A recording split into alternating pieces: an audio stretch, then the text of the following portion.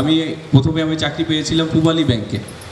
তা 18 দিন ওরিয়েন্টেশন করার পরে আমার মনে হলো কি আমার লক্ষ্যটা আর একটু বড় থাকা উচিত। তা লক্ষ্যটা স্থির করলাম, না আমি বিসিএস ক্যাডার হইতে হবে।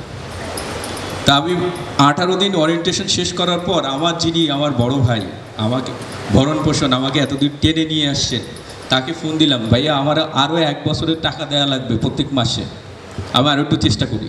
তুই বললো আচ্ছা ঠিক আছে। আমি পূবালী ব্যাংকের চাকরি ছেড়ে দিয়ে 1 বছর আরও চেষ্টা করলাম।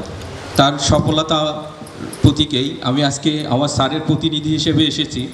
স্যারের বক্তব্য তেমন, আমি আমার গল্পটা শেয়ার করলাম, যাতে প্রত্যেক জীবনের কিন্তু প্রত্যেকের এক একটা গল্প আছে। আপনারা আপনাদের নিজের লক্ষ্য স্থির করবেন, আপনাদের যারা গাইডলাইন দিবে, আপনাদের যারা ধাক্কাটা দিবে, তারা তাদের কথা মেনে চলবেন।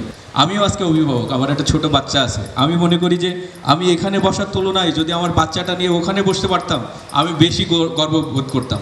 তা অভিভাবকদের জন্য একটা হাততালি দেই। আর লাস্টের দিকে বক্তব্য দেওয়াটা অনেক চ্যালেঞ্জের। সারাদিন সবার বক্তব্য শোনার পরে মনে হয় না আর বক্তব্য শুনি, রেজাল্ট ঘোষণাটাই মনে হয় মুখ্য হয়। আমিও ওই কাতারে ছিলাম, তো আমার মনের যে ফিলিংসটা, যে এত কথা বলার কি দরকার, আমাদের পুরস্কার দিয়ে দিক, আমরা বাড়ি যাবো, আমাদের আরও কাজ আছে। তা আমি আয়োজক টিমকে আবারও ধন্যবাদ জানাই। আমি বলবো যে যত দ্রুত হয় আগে পুরস্কার দেওয়ার ব্যবস্থা করবেন, ঠিক আছে? তা আবারও যারা বিজয়ী হয়েছে এবং যারা হয়নি, সবার জন্য করতালি।